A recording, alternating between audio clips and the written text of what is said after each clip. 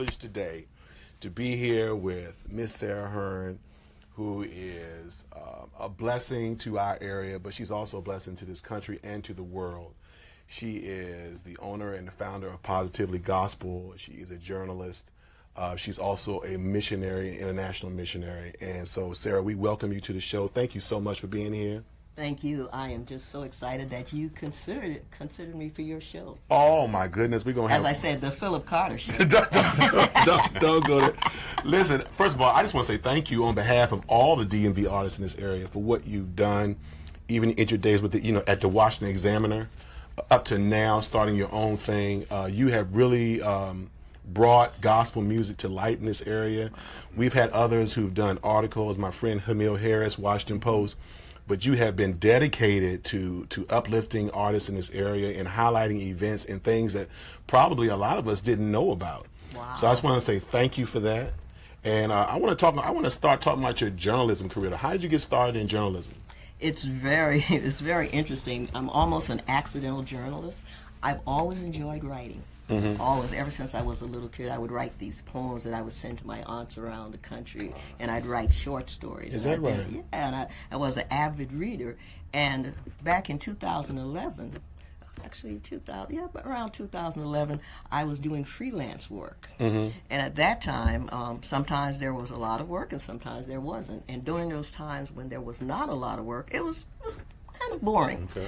So I would write to myself. And one day I saw an article from Examiner.com, and it said, we're looking for people who would like to write, and you can write about whatever you want to write about. Wow. Really? Just apply. Do they do that often? Because I got stuff that I want to. Too late now. It's too late now because actually they have closed. But so I said, well, I can do this. So I put in my application, and I said, well, I'm either going to write about music or I'm going to write devotionals. So they accepted me, and they decided that I would write about gospel music. So I said, wow, okay. Now, at the time, I thought I was writing for myself. Never in my wildest dreams did I think anyone else would read this. Is that right? I did not. Because this is, mind you, this is something just to pass the time while I'm waiting for the next thing to come around. My first article, 42 people read it. I got scared. 42 people read this. And then the next article I wrote about Kirk Franklin coming to he was coming to First Baptist Church of Glenarden. He was doing a CD release at that time, and people started emailing me and said, what time is the show? Is it free? All of a sudden you're the authority. Yes, I'm like, really? And it just sort of snowballed from there, because I think maybe 200 read that. And after that, I had various journalists just sending me information, press releases, and when I said this thing took off, it just went places I never imagined. So I started putting these releases out. The first PR person that actually sent me something was Andrea Williams, our very own Andrea Williams. Yes. And I would put up everything that she sent, and the word got out. People started calling me saying, can you interview this person? Can you come to this concert? But it just turned into something. But all I really wanted to do was to write for myself, and while writing for myself, be able to shine a spotlight on people in the D.C. area. Because a lot of times those who are working in the trenches, they're not looked at on the national spotlight. So if I could do something in my little world to give people exposure, then I was willing to do it. And like I said, the Lord has been good. Well, I tell you this, I know at the end of every year when you put out with the top 10 things that happen in the DMV area with artists every year, I've been sitting there reading it like this. Most of us are reading and looking for our name, but I'm really reading it to try to get the information to see, all the things. And there were some things I did not know that happened last year that I did not realize. Wow. Or I skimmed through and didn't really pay attention to. And that's, and that's a lot of our stories. So, a lot of, I want you to know, a lot of what you do is very, very powerful. What I'd like to know is, in terms of stories, highlights, like, are there any, major stories that were highlights for you that you got the most readership on? Actually, yes, it's very interesting, and one was most recent. But I think the biggest highlight for me, well, there were actually two. The first was that I had an opportunity to interview Richard Smallwood, Oh, yes. our very own Richard Smallwood, wonderful, wonderful artist, beautiful person, and I never thought I would have that opportunity. And it was such an enjoyable interview. He was so gracious. And the next one was having the opportunity to interview Andre Crouch, Wow. Wow. a living legend. And once again, just a beautiful person. He basically spent the first 30 minutes talking about me, Is that right? asking me questions about me, and I felt so humbled that this giant of not only of music but a giant in the faith took that time for me. So that was very very special and a big major highlight. But recently, I redid my website, did a complete makeover. Shout out to my webmaster, Ramaya Trask. He's out in Louisiana. Yeah. And he did a great job. So there was this young man that I saw on Facebook, and he was dancing with his kids, and he was singing the song, Jesus Got Me Lit. And he was just going on and on. And he was from South Carolina. I'm like, how cool is this? And I could see his passion for the Lord and the love that he had for his children. I said to myself, I think I'm going to call this guy. So I reached out to him. I said, well, I'm from South Carolina too. I have this website. Would you do an interview with me? And we did. We did the interview. And this is independent artist extraordinaire. Makes all his music himself, sells it out of the trunk of his car, ships it out from his home. Right. He's doing it all the way. One man show. One man show. His name is Edwin Covington. Since I published that article, 12,000 people have read it. Wow. Edwin, I'm going to write this down. Edwin Covington. Edwin Covington. He's a rapper, got a great heart for the Lord. I was just so impressed. But so I would say, as far as impact, for someone like himself who's not known nationally, just working out in South Carolina, singing the music that he loves, honoring God, to have 12,000 people view that. Absolutely. That's major. That's major, because actually he has over 3 million Facebook views. Is that right? From Jesus Got Me Lit. From Jesus Got Me Lit. Jesus Got Me Lit. Okay. You from South Carolina, huh? I am. What part? Charleston. Is that right? Yes, from the Charleston area. Oh my goodness. The country part. I know The country part, huh? Yo. Y'all. people in Charleston. I know people in Charleston. Now, you deal with a lot of independent artists, and I'm sure you see a lot. I wonder, what kind of advice do you have now for independent artists? What should we, be focusing on, or tips that could help us do better? Well, I would say, Phil, that I think you do a really great job with IGA and the Bless you. DMV Alliance in sharing a lot. And I think one of the most important things that independent artists need to realize is that they have to focus on creating a brand, a universal brand, a 24/7 brand. As you've mentioned in some of your workshops, social media it can be a killer. It can either Make you a break. It can make you or break it. It either take you up or it can take you down. So I think as artists, independent artists especially, they have to create a brand that is a 24/7 brand. If you're singing the gospel message and you're trying to communicate the gospel message, your listeners have a certain expectation of you. So if you're on Facebook and there are certain things that you're saying that aren't consistent with that message that you're communicating, that could be a problem, and that's going to impact your sales, and that's going to impact your reputation. So I think that's something that needs to be looked at. And also, I think artists need to recognize, once again, talking about the totality of the brand, that includes personality as well. You have to be nice. Absolutely. It costs you absolutely nothing to be nice to people. But it can also cost you everything to not be. Exactly. And I'll give you an example of how that's so important. The artist Taylor Swift. She has such a connection with her audience. She brings her music out, they buy it. Why? Because they think Taylor Swift is the most wonderful person in the world. Now, they really, really don't know her. Right. But it's how she communicates her brand.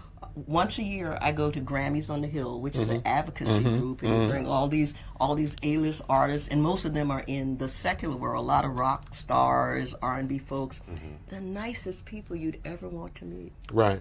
They treat you just like how you and I are talking. That's right. And unfortunately, I have been in venues with independent artists where their attitudes could use a little work.